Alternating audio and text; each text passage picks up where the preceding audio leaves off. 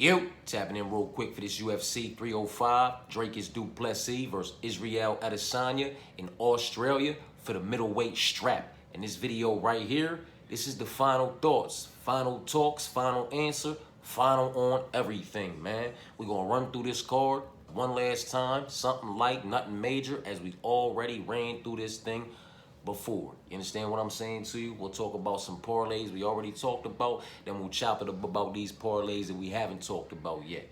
Know what I mean? Let's go ahead and dive into it, man. Not necessarily sure if this is the lineup come Saturday night, but this is the one we rocking with over here.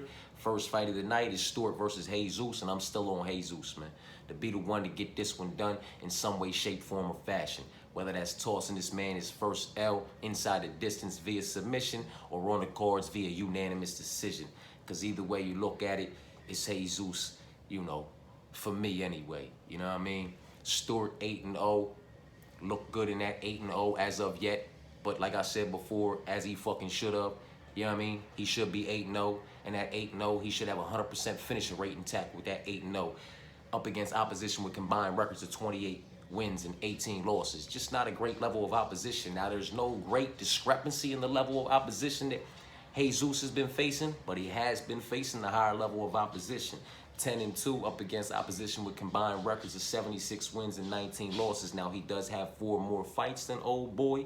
You understand what I'm saying to you? But it's still Jesus for me, man. You know what I mean? It's still Jesus for me. And like I said, it's inside the distance via submission or at the very least via unanimous decision, making it low volume and putting him in multiple compromisable positions. So if he survives 15 minutes and it goes the distance, it's Jesus by unanimous decision, man.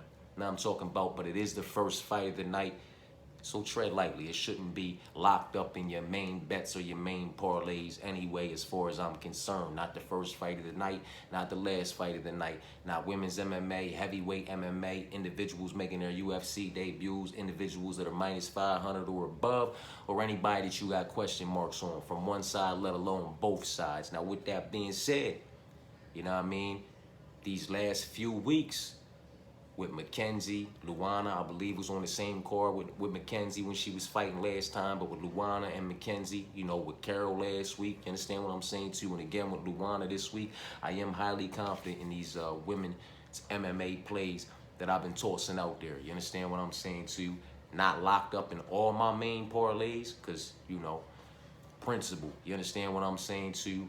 They've made me look silly too many times in the past for me to not, you know, practice what the fuck I preach. You understand what I'm saying to you?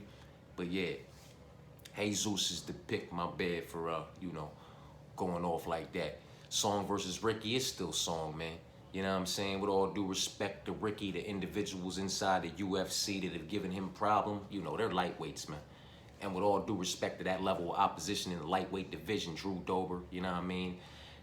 I ain't gonna say all that about Chris Toast and Evan Dunham, like Evan Dunham's.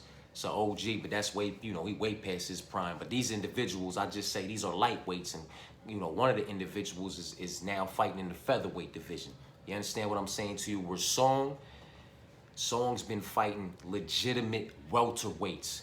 You know what I mean? At a high level and producing a very decent body of work, in my personal opinion, man. And I like him absolutely everywhere this fight could possibly take place, man. So it's Song. Obviously, it's still time over Alex, you know, possibly to get it done inside the distance in some way, shape, form, or fashion, or at the very least by unanimous decision. But, you know what I mean? That price tag is crazy. You feel me? The same can be said, it's still Jack, but the price tag is crazy. It's not a whole lot to talk about. I think the volume and the pressure, and as long as Jack keeps this motherfucker upright, don't play around with this motherfucker on the ground. Don't get entangled with him in any way, shape, form, or fashion early while you drive. And it's all day for Jack, you know what I mean? But yeah, Jesus, Song, Tom, Jack, I'm still on Luana against Casey. I know it's an early turnaround, but Luana's one of those individuals, in my personal opinion, you know, she stay ready, so she don't gotta get ready. You know what I mean? She stay fight ready, man. You understand what I'm saying to you? And she's somebody who is still just coming into her prime, in my personal opinion. And like I said, it's not an extremely high ceiling for her as far as, you know, title contention or ever being a champion, but she is going to be a fucking problem. And I think Casey is just another casualty, you know, on her way up through the motherfucking rankings. With all due respect, I guess, to Casey, she hasn't really done anything to impress me. That resume doesn't really impress me, man. And, you know, I mean, she's won the fight she was supposed to win, and she lost the fight she was supposed to lose. In my personal opinion, she's already reached her ceiling inside the UFC, where Luana, as I said, has not as of yet, and Casey is not it. You understand what I'm saying to you? She's not even a fucking speed bump, in my personal opinion, let alone a roadblock. You know what I mean? So it's still Luana, man. It's Jesus, Song, Tom, Jack, and Luana. And for me, it's still Ricardo. You know what I mean? Like, I get it. I get it. I completely understand it. Everybody on the Josh side of things, and especially with it, you know, the fight taking place where it's taking place. One might think that Ricardo really has to get the finish to secure the victory. You know, he's going to have to get the finish inside the distance. Or, you know, put a decent margin between the two of them in certain, if not every department, to secure the decision based off of where it's at. And it's an all, you know, it's an Aussie heavy card. You understand what I'm saying to you? One might think that, man. You know what I mean? And that might actually be the case, but I'm still rocking with Ricardo, man. I'm still rocking with him to do the better work. Like I said, you know, when Ricardo was facing Julian Erosa, and everybody was on Ricardo, and I told y'all, Julian Erosa at plus 186, lock him the fuck up, because I had already done it. Go lock him up. I told y'all, lock him up, because he's gonna lock up that motherfucking submission the moment Ricardo tries to play that fucking wrestle game with him. The moment he tries to go shooting for a takedown, my baby was gonna lock something up and get him the fuck up out of there. And that's what he did. That's not the case here with Josh, in my personal opinion. I might be fucking wrong. Josh is dangerous, absolutely everywhere, but he's no Julian Erosa. The limbs aren't there. The aggressive guard, in my person, like the guard's not as dangerous. He's not as dangerous of a jiu-jitsu practitioner for Ricardo to have to worry about implementing his game. Now, everybody might not like it, but Ricardo's going to be able to lock up and secure these takedowns relatively easy against Josh Culibao, in my personal opinion, whenever he so chooses to do so. And on the feet, in the striking department, it's competitive. Like, it's not Josh. We're not going to sit here and say, oh, Josh Culibao is, you know, faster, more, you know, more powerful, better movement, than just the more dive. Nah, no, nah, get the fuck up out of here, miss me with all that shit. No, wrong. You know what I mean? And Ricardo has faced, they both faced a decent level of opposition, man. But you know, them names, there's more names on Ricardo Ramos' motherfucking resume. You understand what I'm saying to you? So even with all that being said, I place these two individuals, Josh Culibao and Ricardo Ramos, man, like right around the same level of opposition, man. If there was a split tier, I would put Ricardo there, because I think he's a hair above Josh absolutely everywhere. You understand what I'm saying to you? Better in the wrestling, better in the grappling, more technical of a practitioner in the striking department. Like, the shit's more clean. Josh is a little, you know, I love Josh, man.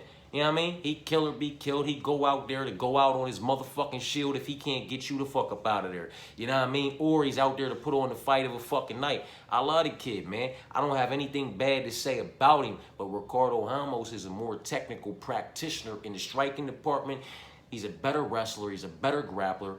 He's, you know, he's a better offensive and defensive jiu-jitsu practitioner. This is all just my personal opinion, but I believe all of this shit to be true. You know what I mean? So I just feel like Ricardo Ramos can implement his game plan on Josh Culibao. You know what I'm saying? The way that he does when he does. Josh Culibao does not present the same dangers You know what I mean? He doesn't. They're not there like when you're facing a Julian or Rosa. I had as much as I got respect as I got for both of these individuals. Like I said, when Ricardo was fighting Julian, it was a no-brainer for me. It was Julian all day, man, because Julian, you know, the reach in the striking department, he had more pop on each and every individual shot. So the moment Ricardo didn't like how it was going in the striking department, he was going to shoot, as individuals usually do, and that's when Julian's is most dangerous. Or if he just chose to come out there and shoot on Julian without, you know what I mean, just working a combination. Either way you looked at it, I had him losing that fight. I don't have him losing this fight because I don't have Josh as that dangerous of an individual in the jiu-jitsu department. You understand what I'm saying to you? He's nice. He's dangerous. You understand what I'm saying? But he's not that dangerous. He's not that active. It's not, his guard is not that vicious. His guard is not to be feared, in my personal opinion, from by somebody like Ricardo Ramos. I just feel like he can work in them takedowns, get that man down, secure all that, and just do the better body of work over the course of 15 minutes, man. Crisper, clean, and striking, just all around better. But again, it's just my personal opinion, and I already took too long on that shit. My bad. Obviously, the pick for me is Ricardo, but I completely understand Josh or swap out options, as I've done all of the above. Jesus, Song, Tom, Jack, Luana, and Ricardo. For me, it's Junior. You know, this is heavyweight MMA. This is very low-level heavyweight MMA. You know what I'm talking about? Was chopping it up with an individual earlier today. This is one of those fights, like I've said many times before, regardless of the outcome, both of these individuals might be cut from the promotion come Sunday morning. You understand what I'm saying to you? Now, with the spectacular finish, one might get another, you know, day or two to shine. You know what I mean? Another time or two to, you know, prove. I'm rocking with Junior, though, man. I know Walter's going to be shooting for takedowns. You know what I mean? But I don't necessarily believe that he's going to be able to sink in any submissions. He'll secure a takedown or two. Unless Junior knocks him out and clips him coming in, he'll more than likely secure 1, 2, maybe 3 or 4 takedowns.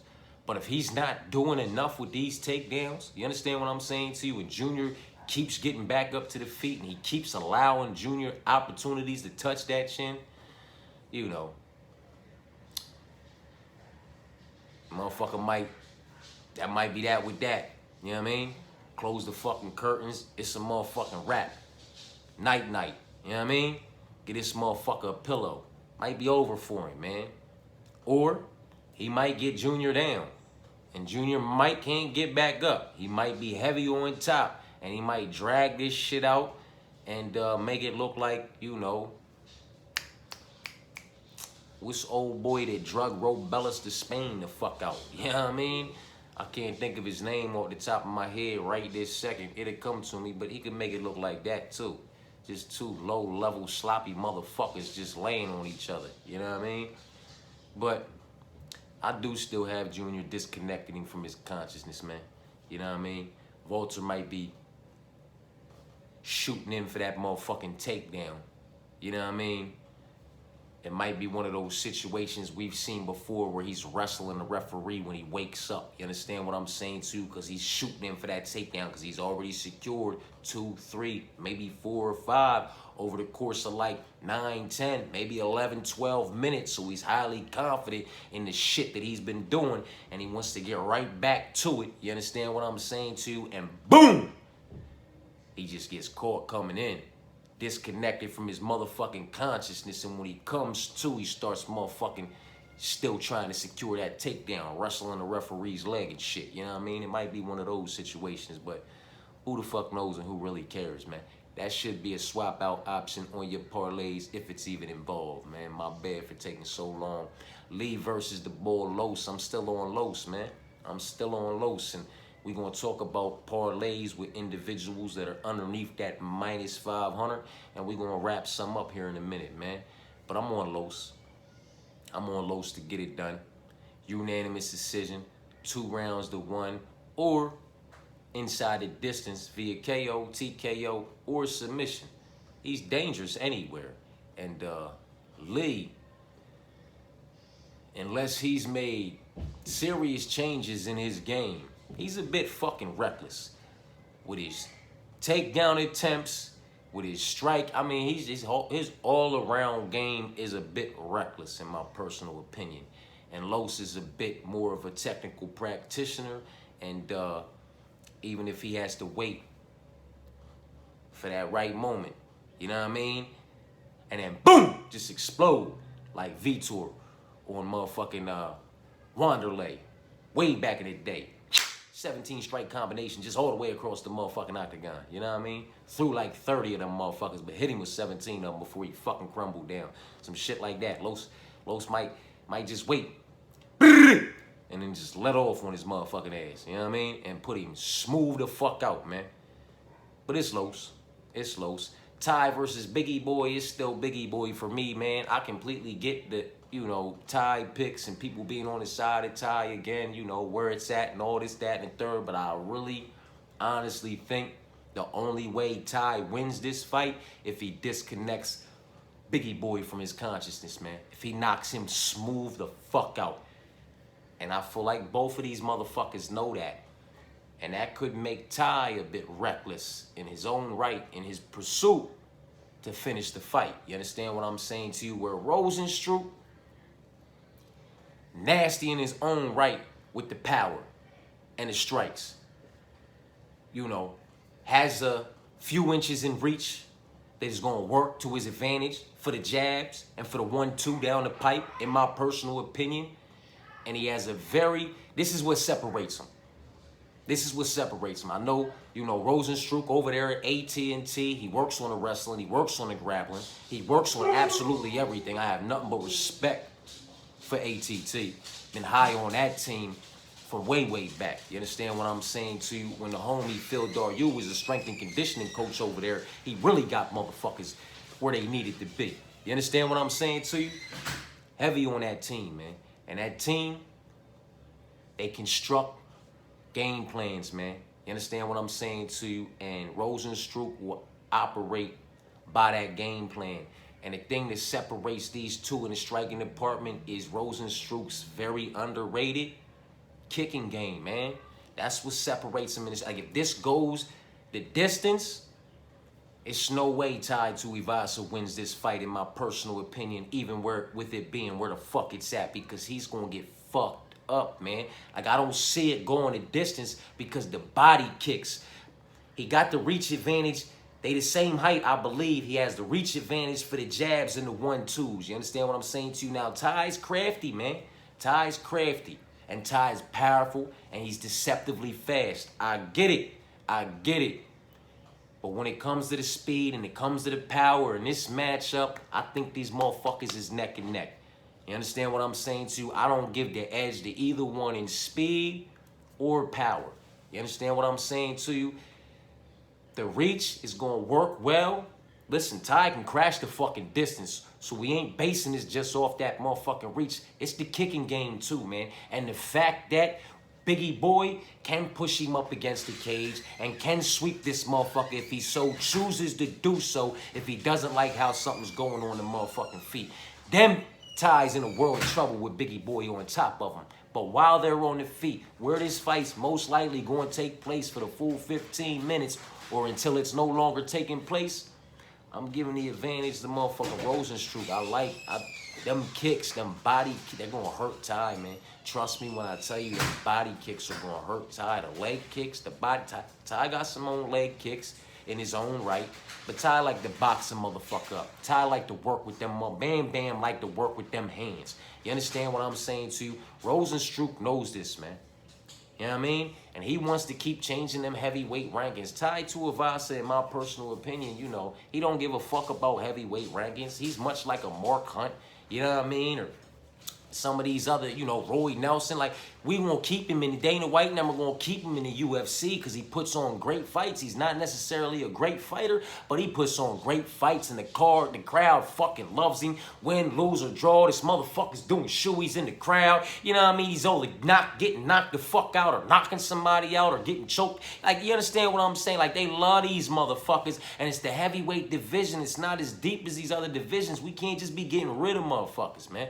So although he puts on great fighters, he's not a great fighter. Rozenstruik is a better all-around mixed martial artist, man, in every single motherfucking department. You understand what I'm saying to you? And when you mix the fact that he's a better mixed martial artist in absolutely every department with the fact that he matches Ty, speed, and power, has the reach and the kicks on his side, man, it's Rozenstruik for me all day. There's a night where Ty catches him, clips him, and disconnects him from his consciousness. I don't believe it's Saturday night. I don't believe it's any night coming anytime soon. Biggie Boy's going to continue to move forward, man. You understand what I'm saying to you? Gamrot versus Dan, it's another one, man. You know what I mean? Like, you can't be on the side. Everybody can't be on the side of Gamrot. You know what I'm saying? And some of these other individuals giving these Aussies losses, but then be on the side of these jokers talking about other individuals talking about, oh, because we in Aussie, you know, they ain't going. Nah. If one can lose, another one can lose, another one can lose. They can all fucking lose to keep it funky with you. You understand what I'm saying to you? So listen, man. This is another one that's catching an L. If Danny was able to stuff even a majority of the incoming takedowns while dealing with the awkward striking of Gamrot, I'd make a case for him, man. We're in a doghouse. I'd fucking make a case for him. I can't do that, man. I can't do that. With all due respect to the young man, his body work and his level of opposition, he can't stop those takedowns, man. And the awkward striking that I speak about of Gamrot can catch just about anybody off motherfucking, like, out, you know, just off guard, man. Because he get the, you know, he mixing that wrestling, and then sometimes he's not even shooting the takedown. He's reaching for the leg because he's shot so many takedowns. He's chained so many attempts together. He's gotten you down or not gotten you down. Your butt hit the ground. You hop back up. He's just done it relentlessly enough to you so many times that you believe he's coming for it again, and you want to be ready for it. So when he reaches down for that leg, but he's throwing up a fucking head kick. You understand what I'm saying to you? And then following that shit with a jab and an awkward ass hook. Like, Gamrot is awkward as fuck in the striking department, and that shit's hard to deal with. It's just hard to deal with because when you got an awkward motherfucker like that, it's hard to get motherfuckers to, you know what I mean, come in and mirror that shit. And really, no matter how many motherfuckers you bring in to try to resemble his fighting style, it's not him. It's not this one. It's not that one. It's never who you're fighting. You understand what I'm saying to you? And Gamrot, he's on another level when it comes to that shit, man. He's going to get Danny Boy down, and he's going to fuck around and get Danny Boy out of there. And in my personal opinion, Gamrot can win by unanimous decision, KO, TKO, or submission inside the distance. You feel me? So it's Gamrot. Kai versus Steve, I'm still on Steve, man. I'm still on Steve to just do the better body of work absolutely everywhere over the course of 15 minutes. Land the more significant shots, the more powerful shots. Do, you know, not the better work, but more harm as well. You know what I mean? Possibly slice this motherfucker open with them elbows. You understand what I'm saying to you? Or just by repeatedly catching him in the same spot. You know what I mean? Kai's nice, man. He's nasty. I can't say much bad about this dude. If anything bad at all, very respectable. You know what I mean? Body of work and all that. But, you know, he has lost every single time he's taken that next step up in a level of, as far as level of opposition is concerned. Same can be said for Steve. I'm not sitting here saying, basing my shit off of that. I'm just saying every time Kai is taking that next step up, he's lost. Whether it was the Brandon Morono twice, Brandon Royval once, you know, Alexander Pantoja back in the exhibitions. I can't think of the other name, but every time he's taken a step up, he's lost. Now listen, Steve, he also lost to Alexander as well in the main event for the belt. You understand what I'm saying to you? But I do like the body of work that I saw from Steve in that match. Now, one thing has nothing to do with the other, and I completely understand it. And that fight with Kai and Alexander was way back when, as an exhibition or whatever the fuck it was. And this fight was here. Everybody's changed and evolved. But with that being said, if we're going to say that that was way back when for Kai, and Kai's changed and Kai's evolved, well, then we're also going to have to say that Steve fought a better version of Alexander as well. And in my personal opinion, he did a lot fucking better. And I, maybe it's just because I picked him to win that fight that, I was...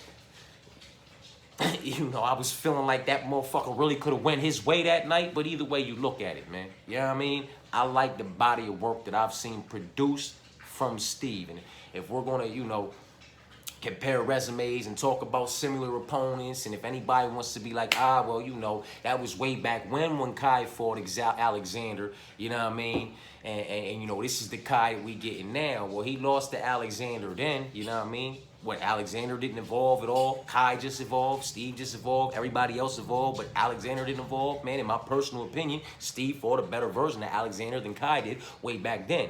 And although Alexander is a better version of what he was back then, and Kai is a better version of what he is back then, I just feel like Steve is a bit better than Kai. Absolutely everywhere, in every fucking department, man. You know what I mean? Kai's going to be moving around a lot more. You know what I mean? He's going to be moving around a lot more. Probably cut a little bit more, and Steve's going to be patient. You know what I mean? And he's going to do that better. He's going to do that work, man. He might knock this motherfucker out. Might catch him, clip him, disconnect him from his consonants. Might catch him, clip him, and it'd be a, TKO type situation where the ref stops the fight.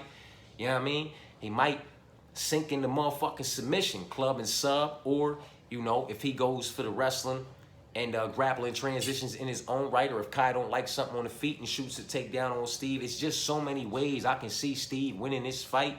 Inside the distance, via submission, via KO, TKO, club and sub situation, via just disconnecting him from his consciousness, or via unanimous decision. And the only way I can see Kai winning this fight is via split decision.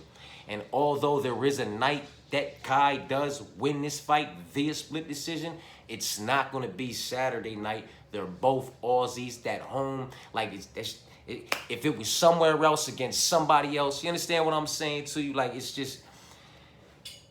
If Steve was from somewhere, if Steve was from somewhere else, and this was one of those nights where it was just wildly competitive, back and forth, absolutely everywhere for 15 minutes, then maybe Kai gets the split decision. But Steve isn't somebody who's from somewhere else. This is the one fight where we have two Aussies fighting each other. You understand what I'm saying to you? So that hometown advantage, in my personal opinion, goes out the fucking window. Nobody really wants to see either one of these motherfuckers lose, man. But this is the motherfucking route back to another title shot for Steve, man. Since he dropped that he fumbled that first one. In my personal opinion, he did fucking amazing, but he fumbled that first one. He not about to fumble this. He going, with all due respect to Kai, he's going to do whatever he has to do to get past him on Saturday to get his way back to that motherfucking title shot. You know what I mean? My bad. Steve's the pick. Dricus versus Izzy. I'm on Dricus, man. Know what I mean? I'm on Dricus. I get it. It's Izzy. It's Israel Adesanya. It's the former middleweight champion of the world who looked so great. You understand what I'm saying to you? We have to, listen, it's the main event. Swap out option. You know what I mean? So that you're comfortable betting. But we gotta, grab a hold of reality. Reality is, in my personal opinion, the days of Izzy being a champion, even if he was to secure this victory on Saturday and get the belt back, the days of him being a defending champion, you understand what I'm saying to you? And having long winning streaks in this division, they're fucking over, man. They're over. You know what I mean? They're over. And it ain't no, your reign on the top was short like Leprechaun, my guy. You had a nice motherfucking run. It's just over, man. It's over. You feel me? It's done. Even if he wins this one, like you got Hamzat's in that division now. You know what I mean? People that'll put him down and he won't be able to get back up. And like Izzy can't go up. He can't go up, in my personal opinion. He can't go up to the light heavyweight division. Because motherfuckers will really do what will really just lay on him.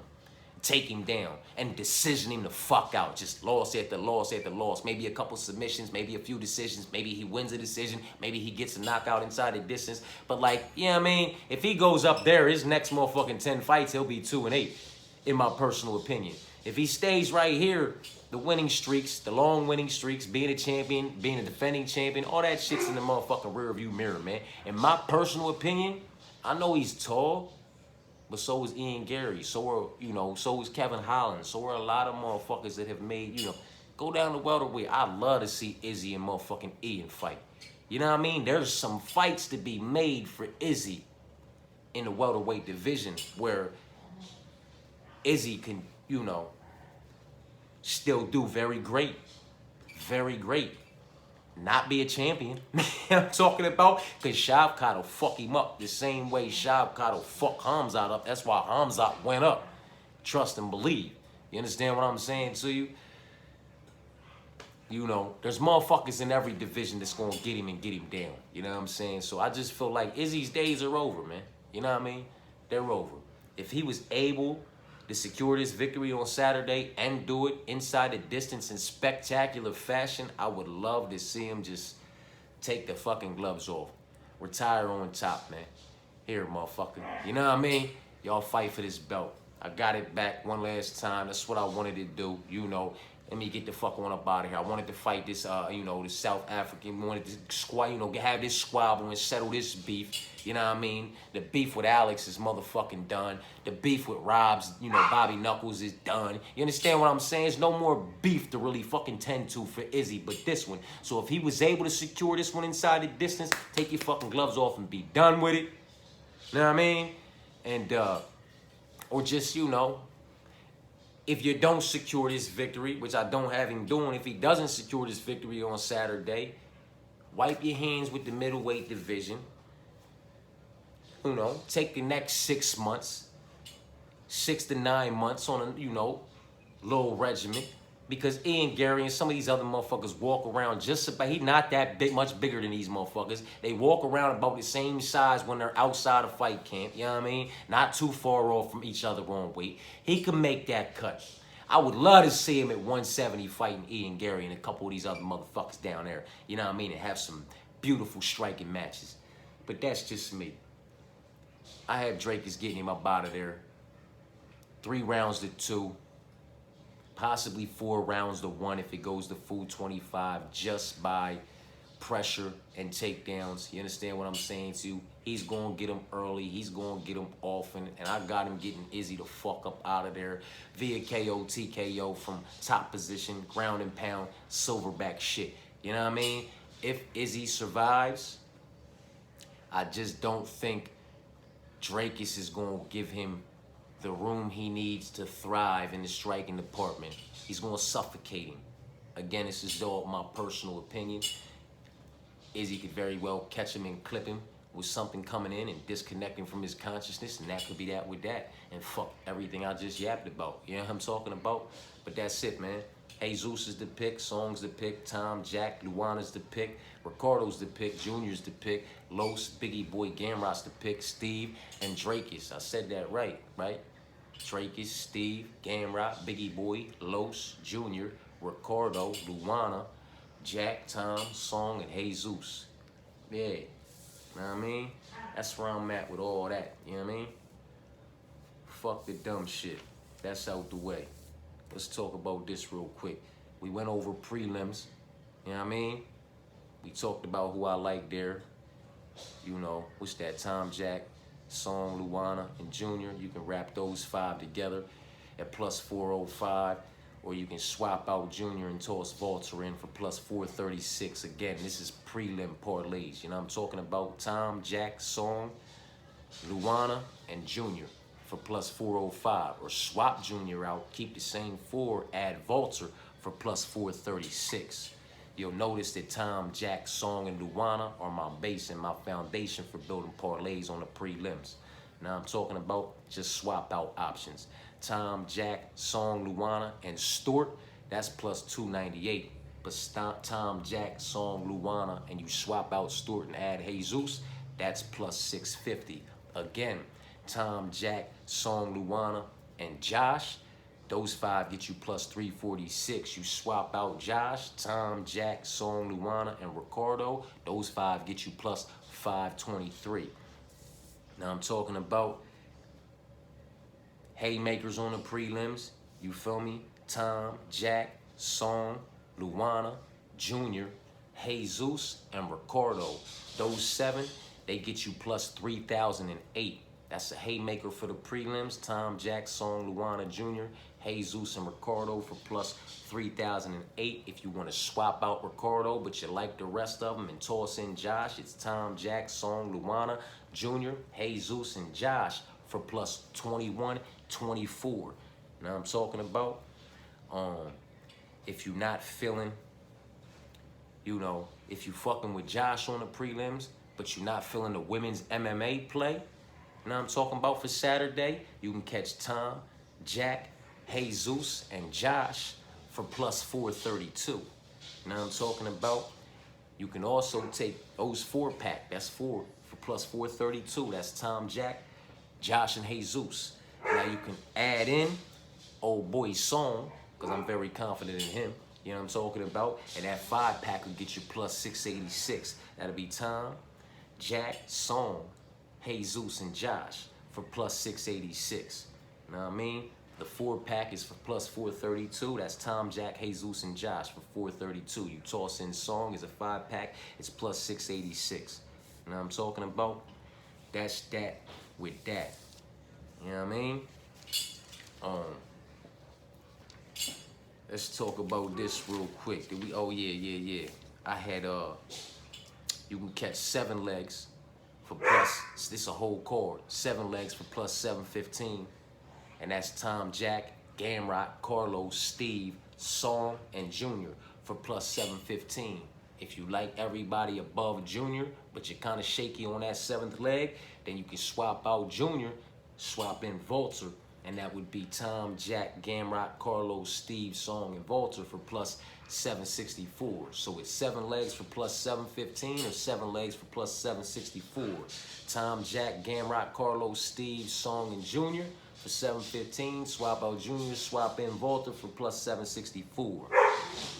You'll notice that I'm using this base as a foundation to build parlays off of for the whole card and doing swap out options. You know what I mean? Tom, Jack, Gamrot, Carlos, Steve, Song, and Stewart, you can get for plus 542. You can take Stewart out and add Jesus and get that for plus 1109. So Tom, Jack, Gamrot, Carlos, Steve, Song, and Stewart. Now I'm talking about for plus 542. Swap out Stewart, toss in Jesus, and that's Tom, Jack, Gamrot, Carlos, Steve, Song, and Jesus for plus 1109. Again, we swapping out but using the same 6. Tom, Jack, Gamrot, Carlos, Steve, and Song. Toss in Biggie Boy for plus 526. Swap out Biggie Boy. Toss in Ty for plus 1171. Tom, Jack, Gamrot, Los, Steve, and Song. Rosenstruck is 526. Swap out Rosenstruck, swap in Ty, it's plus 1171. You know what I mean? If you want to talk about an 8-legger that I myself am highly confident in, you know what I mean? We got the boy Tom, Jack, Gamrot, Los, Steve, Song, Biggie Boy, and Luana. You know what I'm talking about? And that joint smack, that's an 8-legger that smacked for around 1,800, plus 1,800. You know what I mean? Somewhere around there. Money might have changed a little bit with some of them bigger favorites. You feel me? Now let's go here. That was just a recap of what we already talked about. Now this right here, this is a 4-leg. And then we gonna have some motherfucking swap out options for the 5th leg. You feel me? This is staying under the minus 500 number. It's staying the fuck away from those big favorites. Now I'm talking about Gamrot, Los, Biggie Boy, and Song. You can catch those four at plus 253. You add in Luana as your fifth leg, and you get that at plus 455. That would be Gamrot, Los, Biggie Boy, Song, and Luana at plus 455. Or you could do a five-legger with Gamrot, Los, Biggie Boy, Song, and Steve at plus 449. You understand what I'm saying to you? All six of them together, Gamrot, Los, Biggie Boy, Song, Steve, and Luana, they come at plus 764.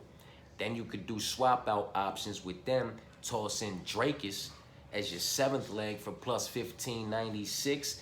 Take out Dricus and toss in Izzy for plus 1473. So it would be Gamrot, Los, Biggie Boy, Song, Steve, Luana, and Dricus at plus 1596, or Gamrot, Los, Biggie Boy, Song, Steve, Luana, and Izzy at plus 1473. But again, just Gamrot, Los, Biggie Boy, Song, Steve, and Luana, you can catch them at plus 764. You know what I mean? Swap out down here with this same base, but that junior fight. Gamrot, Los, Biggie Boy, Song, Steve, and Luana at plus 764. Toss in Junior at plus 1430. Swap out Junior, toss in Walter at plus 1647. So Gamrot, Los, Biggie Boy, Song, Steve, Luana, and Junior is plus 1430, or Walter is plus 1647. You know what I'm saying? Or use those same six, but you can swap out, or you can add Josh as your seventh leg. Gamrot, Los, Biggie Boy, Song, Steve, Luana, and Josh at plus 1298, or swap out Josh, add Ricardo at plus 1854.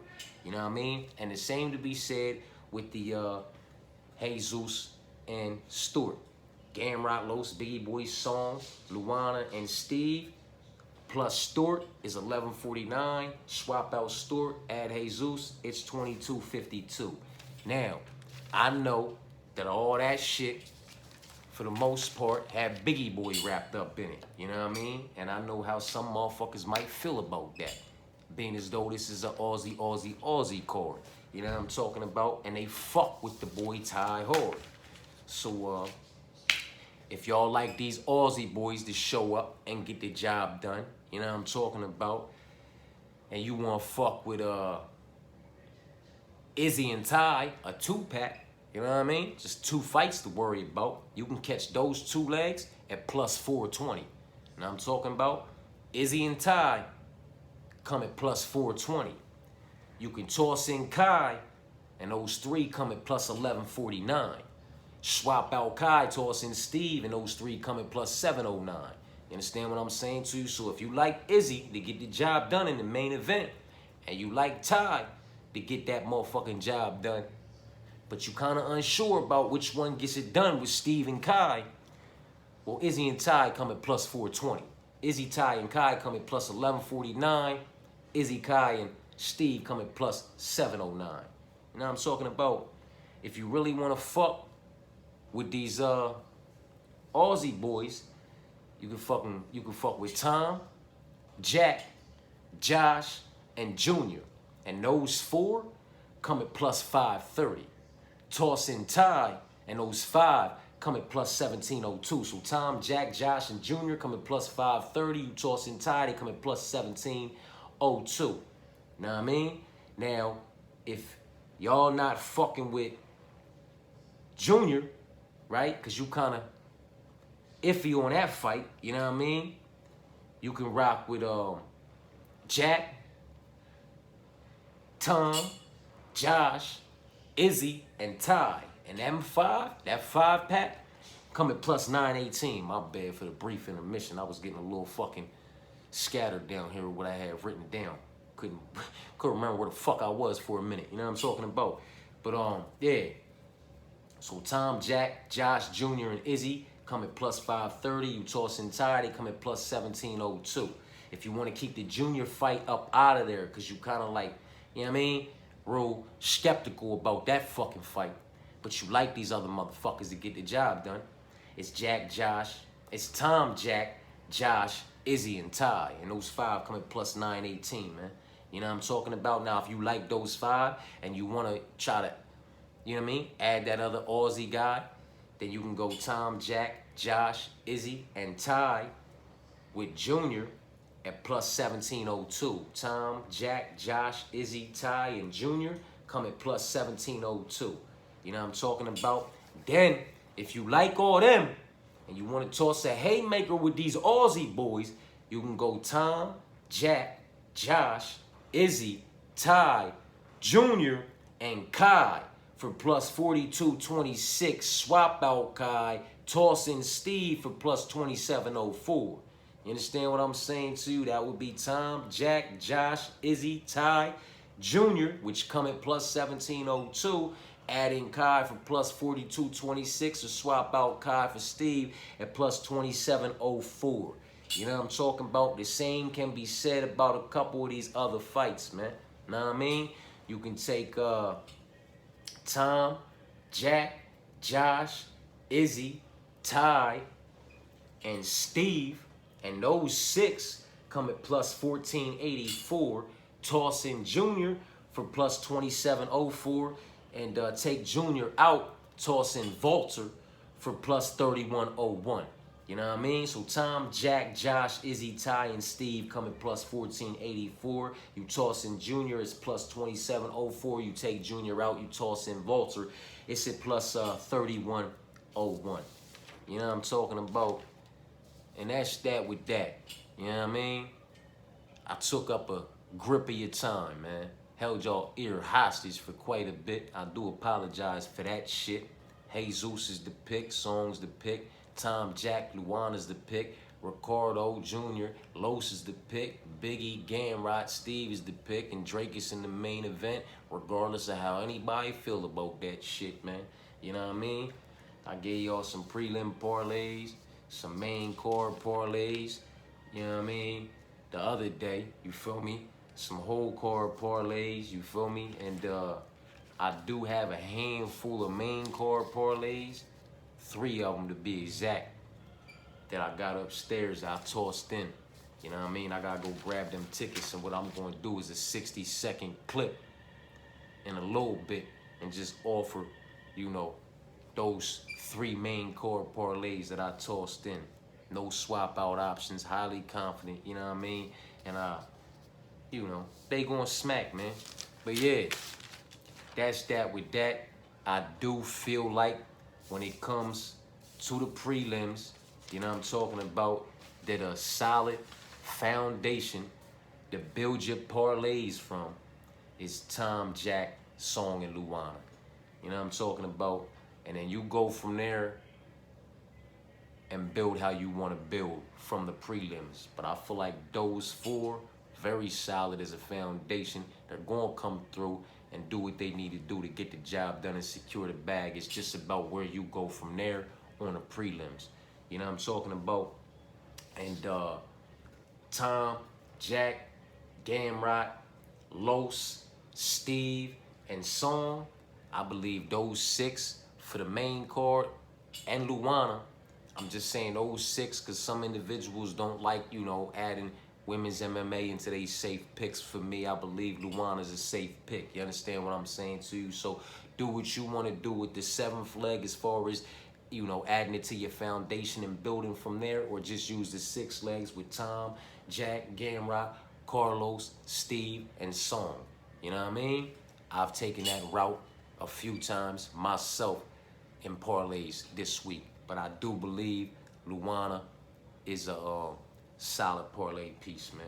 But that's that with that, man. I'm the fuck up out of here.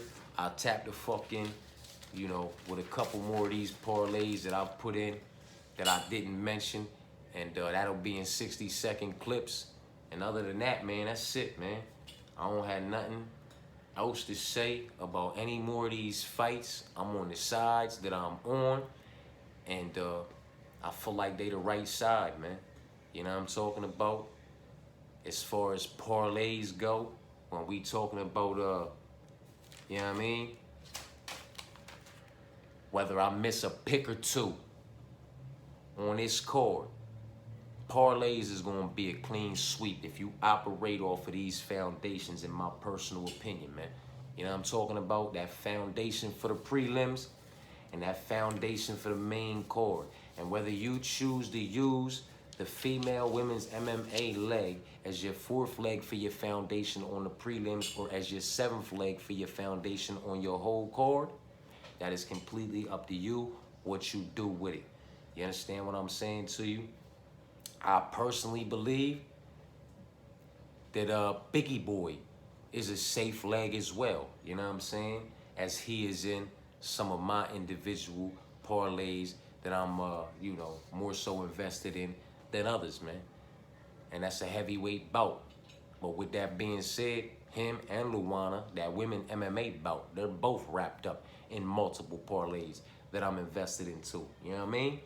And we'll chop it up about them in some 60-second clips, man. I'm up out of here. Appreciate you for tapping in.